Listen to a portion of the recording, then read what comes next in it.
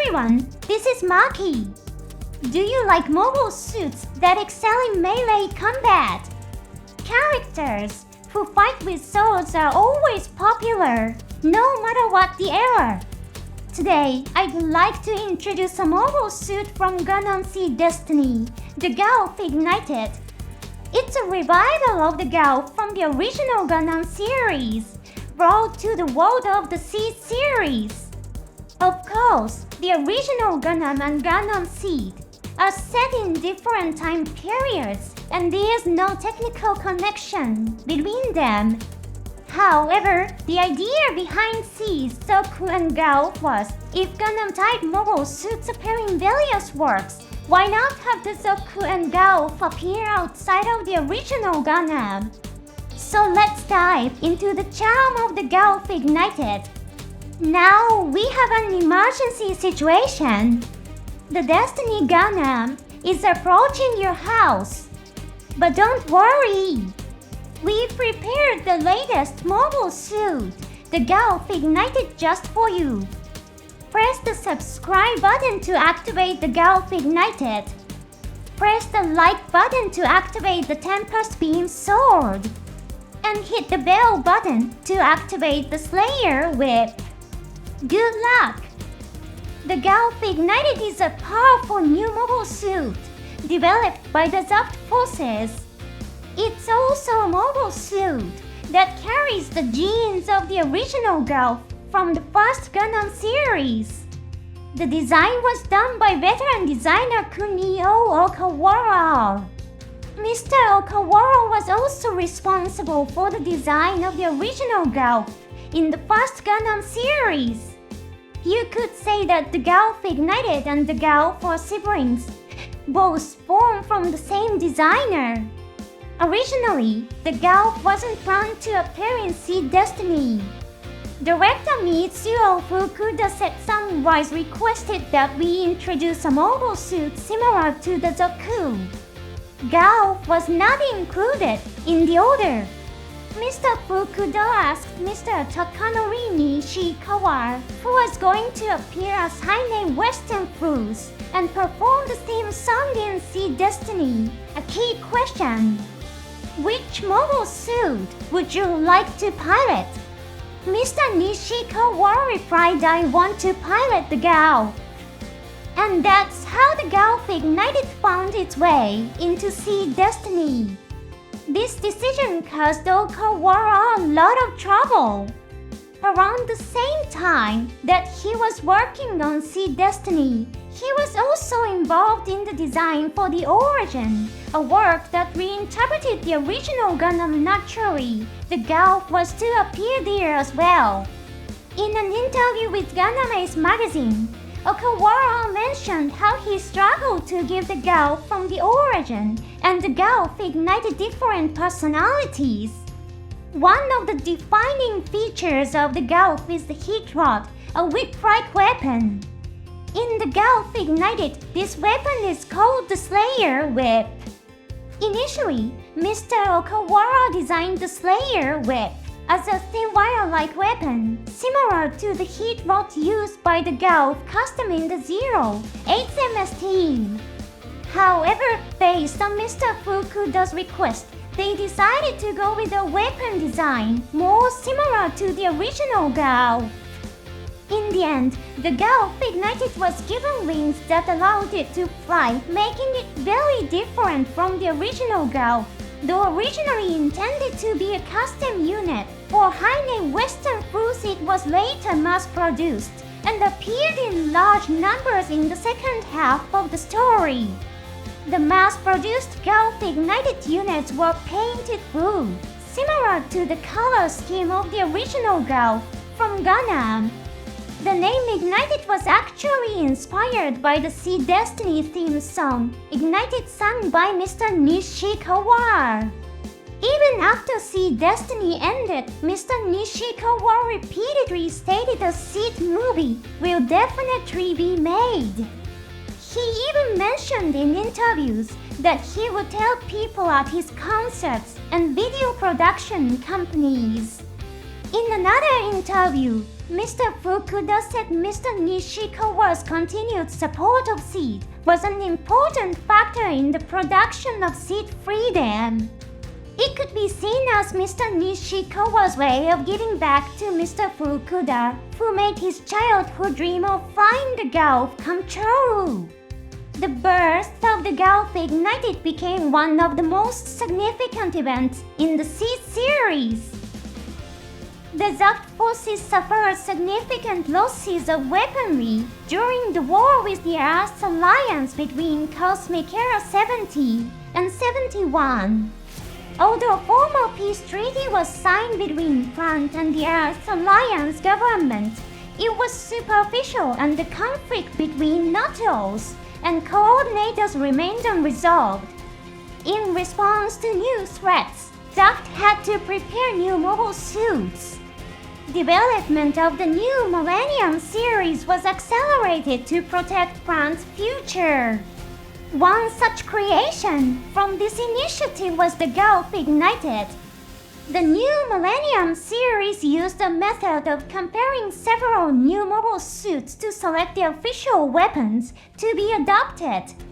Other mobile suits developed during this time included the Zaku Warrior and the Dawn Trooper. The development of these new mobile suits was heavily influenced by the Junius Treaty signed with the Earth Alliance. This treaty included provisions that banned the military use of nuclear power and Mirage colloid particles. Originally, the Zaku Warrior was to be equipped with a nuclear engine, and the Dawn Trooper was to be equipped with powerful new equipment using Mirage colloid particles. In contrast, the Gouf Ignited did not include any equipment that would violate the Junius Treaty. While the Zaku and Dawn require specification changes to comply with the treaty, the Gouf's design was already highly complete at the time of development, resulting in superior mobile suit performance. In addition, the Gouf Ignited had the unique ability to swap out its arms and legs, allowing it to adapt its performance to different missions. This feature was well suited to the Junius Treaty, which limited the number of mobile suits that could be owned. However, the Zaku series also featured the Wizard system, a weapon swapping mechanism designed to comply with the Junius Treaty. The Wizard system allowed for quick and easy replacement of the mobile suit's backpack equipment, minimizing the burden on the mechanics. In contrast, the Gouf Slim Swap system allowed for more detailed performance adjustments, but required a higher budget and placed a greater burden on the mechanics. After comparing the overall performance of the mobile suits, the Zaku series was selected as ZAFT's next mobile suit mainstay. However, the performance of the Gouf Ignited was superior to that of the Zaku series. Recognizing its combat capabilities, the military high command decided to produce a limited number of Gouf Ignited units. As a result, the Gouf Ignited was produced as a prototype, and the designation X was added to its model number to indicate its prototype status. It was then distributed preferentially to ace pilots such as Haine Western Foods and some members of ZAFT Red. The number 2000 was added to its model number, suggesting that it was a successor to the Zaku, which had the number 1000. In reality, however, it was developed in parallel and was never intended to be a modified, upgraded Zaku. This is a significant departure from the original Gundam Gouf, which was designed as a mobile ground combat suit based on the basic structure of the Zaku. In battle, the Gouf Ignited proved its worth by shooting down numerous mass-produced enemy mobile suits, performing on par with the powerful mobile suits of the second stage series. Although it was eventually shut down, the Gouf Ignited's exceptional combat performance was demonstrated. The war with the Earth Alliance, which began in Cosmic Era 73, dragged on unexpectedly. As the conflict intensified, production capacity for the Zaku series had already reached its limit. In response, ZAFT decided to officially adopt the Gouf Ignited as a mass-produced mobile suit. This decision was based not only on performance and production efficiency, but also on the need to adapt to the fact that the main battlefield was on Earth. The Gouf Ignited was equipped with a flight unit on its back, allowing it to fly independently. The flight unit was extremely powerful, giving the Gouf Ignited aerial combat capabilities comparable to the Din, a mobile suit designed for aerial combat. The Din weighs 37.33 tons, while the Gouf Ignited weighs 72.13 tons. The flight unit, which gives the much heavier Gouf, ignited the same air combat capabilities as the Din, was an incredibly powerful piece of equipment. However, the flight unit does not have the Wizard system feature. While it can be equipped on a Zaku in model kits and figures, no Zaku equipped with the flight unit of the Gouf Ignited has yet appeared in the storyline. When the Gouf Ignited was officially mass-produced, the X was removed from its model number. Its basic performance remained the same as the prototype Gouf Ignited used by Heine and the others. However, some sources mention that the prototype Gouf Ignited units were customized to fit the pilot.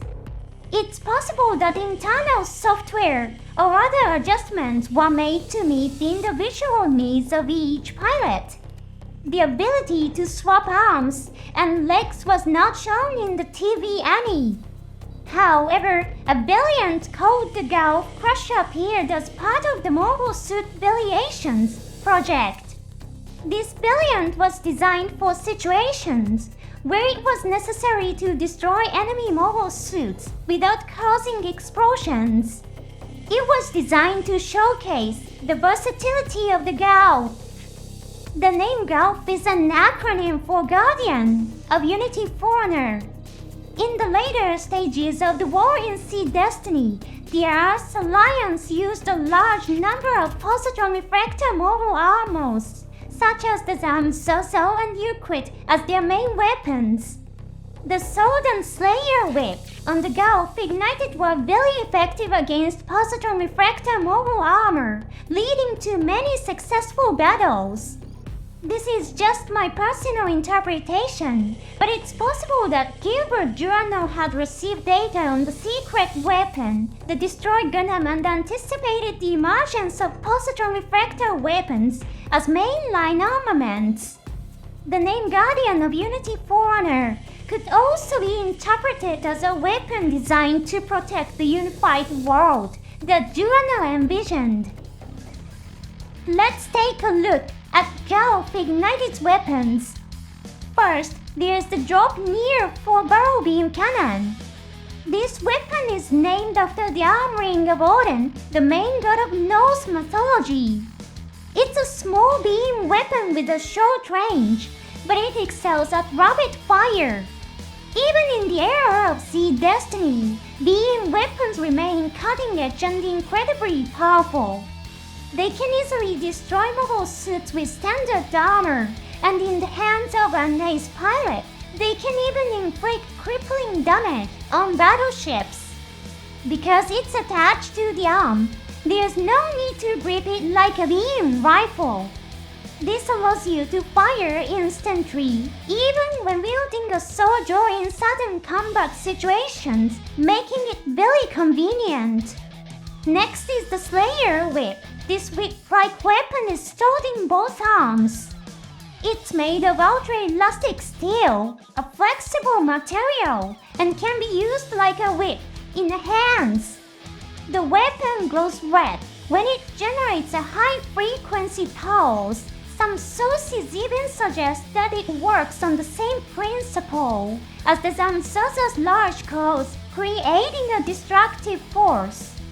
In addition, it can generate electric shocks to damage the internal systems of enemy mobile suits or even injure their pilots. Its destructive power when superheated is also impressive, as demonstrated when it sliced through the old military's latest mobile suit, the Murasame.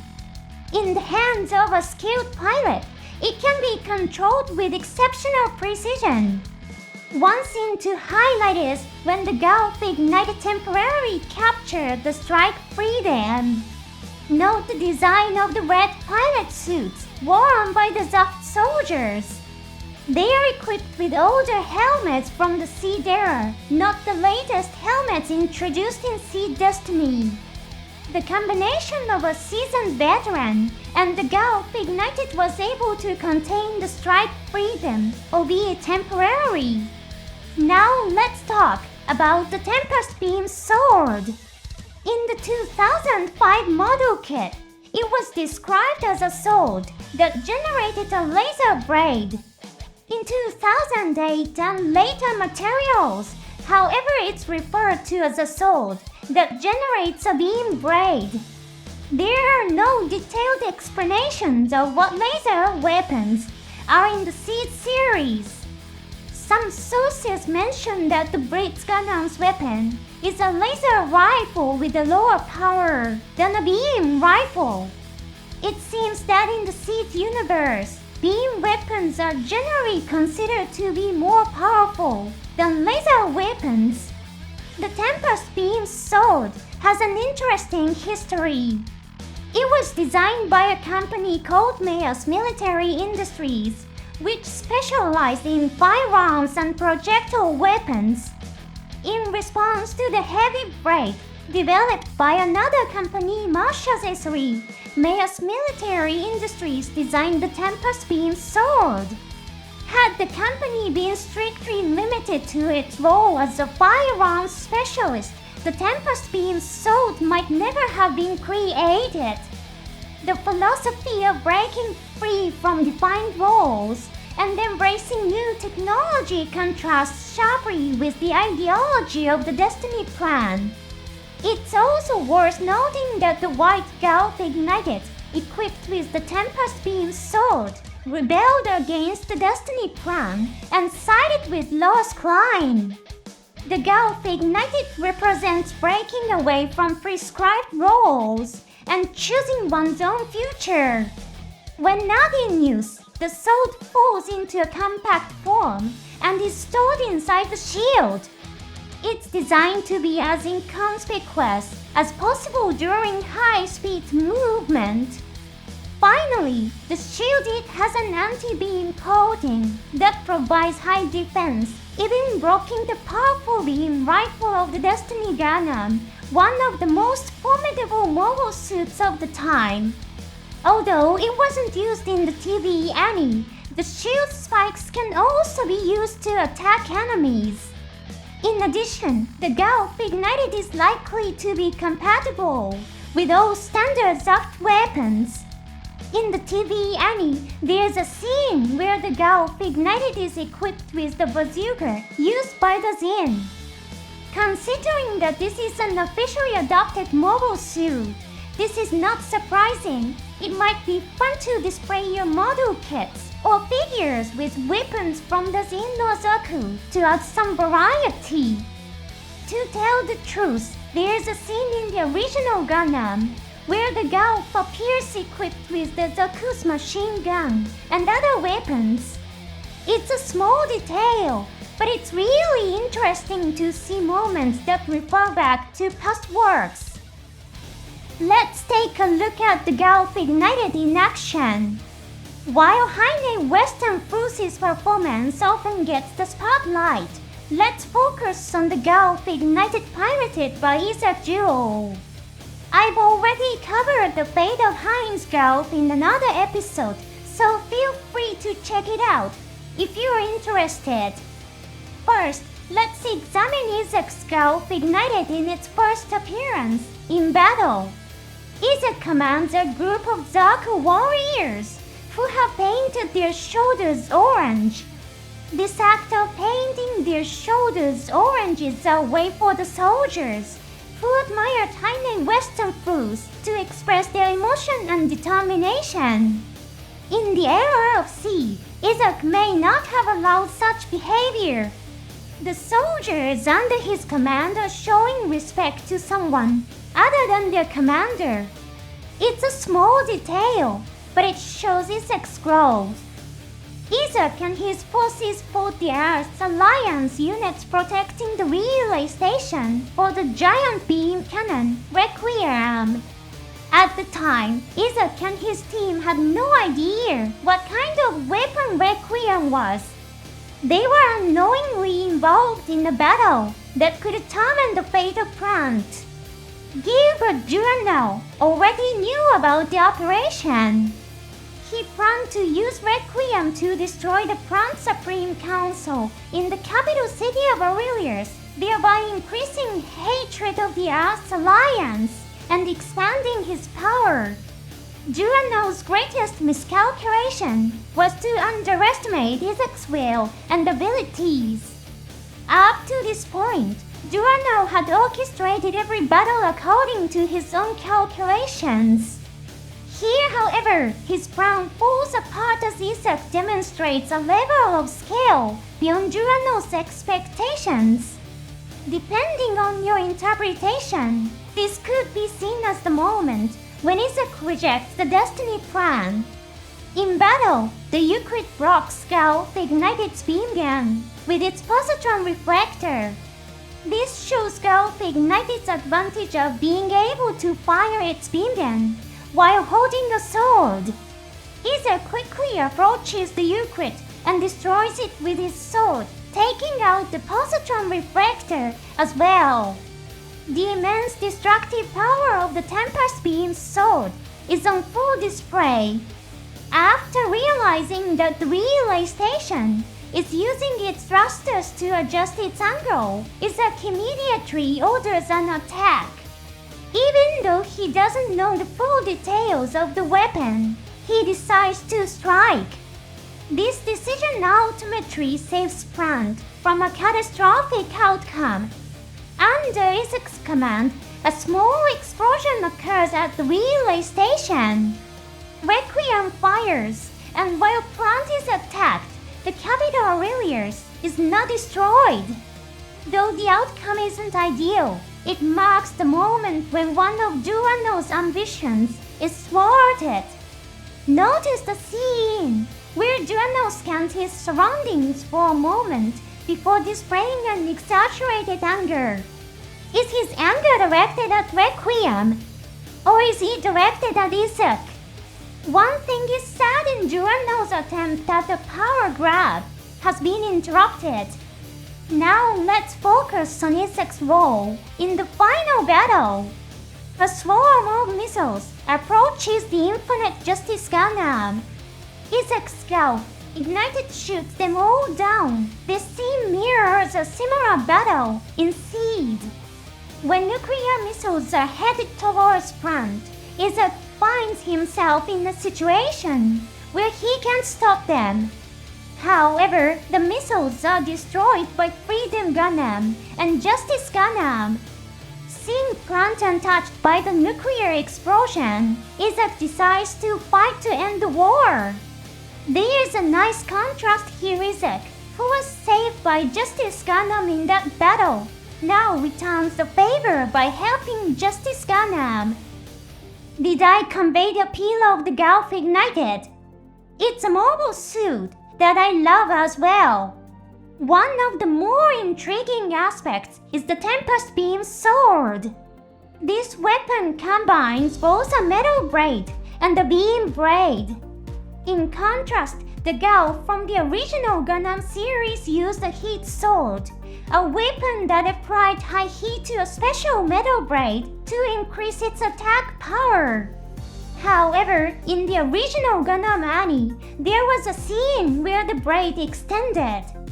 In the original settings, there was a plan to equip the Gouf with the prototype of the beam saber, but this was later scrapped.